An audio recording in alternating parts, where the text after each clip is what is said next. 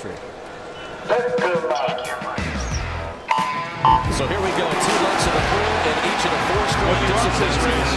I mean, the first 100 is so Phelps. important, right? Like, I say that about a lot of the hundreds here, but if you overswim this race and overdo your legs here, you're toast, right? Breaststroke is so important. When do you overswim it? The very first 25, 30 meters? Probably, yeah. I think it's the first 50, right? Like, for me, I would always try to do it. He wanted to be seated first.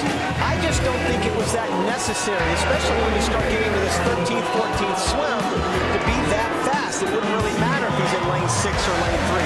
But it's all not going to matter if he goes 402, 400, and then he just cruised the second 200. And one thing you watch about Leon here, watch his underwaters. He really pushes every single underwater that he has a chance. You know, having the chance to watch him in a short course pool, he pushes those to 15 meters in every single wall, and especially in a 400 IM. Phelps scored the lead, and second was Chad. Lochte was in third. They're under world record pace. That's a good start for Ryan Lochte up there in lane number 6. You see him with that black darker cap right above Chad. He's a little less than a second behind Michael Phelps, and just like we thought, here comes Ryan Lochte on this backstroke. Both of their backstrokes are okay. I think they're probably their weakest stroke that they have. And Carson's just got to keep him close, right? You know, he has a good 200 freestyle, so you know he's going to be able to finish. Yeah. And they are both right at that world record pace, Jason. He's going to be a bottom. It was Lochte who had the lead, but Phelps is looking pretty good in lane 4. Chet is in the middle of them in lane 5. Boy, this is so important for Michael Phelps to keep it close. You do not want Ryan Lochte to get away going into this breaststroke.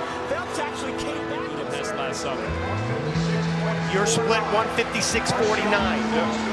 Just right over it. Watch this 100. I mean, this is where Leon really separates himself. His legs in this stroke are so good. He really pushes through the water. I mean, look how long he's getting. Could have a problem here, especially since Ryan Lochte right up there is so much improved in the breaststroke. He is so good right now in this stroke. Might be his second best stroke, but look at Phelps. He's hanging off. Believe me, if Phelps goes in with a lead, the great ones always find a way. You said he hasn't been beaten here in 6 years. His best time is, what's it been, 406? Yeah, 406.5. Yeah. He's having a great swim right now.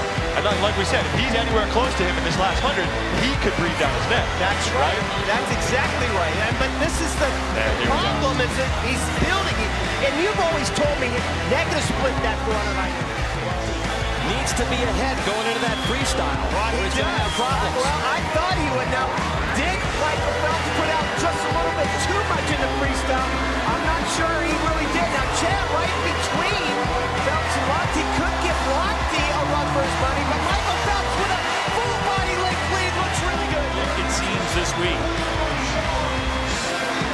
Now the thing for me is I said to Bob earlier this year, I think this kid has the potential to break 4 minutes in the 400 IM. Eric Bent and I talked about that a long time ago when we were training together. And honestly, this kid, if he can figure out how to swim a great backstroke, which he's already improved in this year. The record that Phelps set at the trials in Omaha, and he's setting up to obliterate it here. Well, he's breathing to his right so he can see exactly where he's at. And he's been building each 100, so that second 50's gotten faster with each 100. He's going to break the world record. Gold medal #1. We mentioned that this race would set the table for Last Michael year Phelps.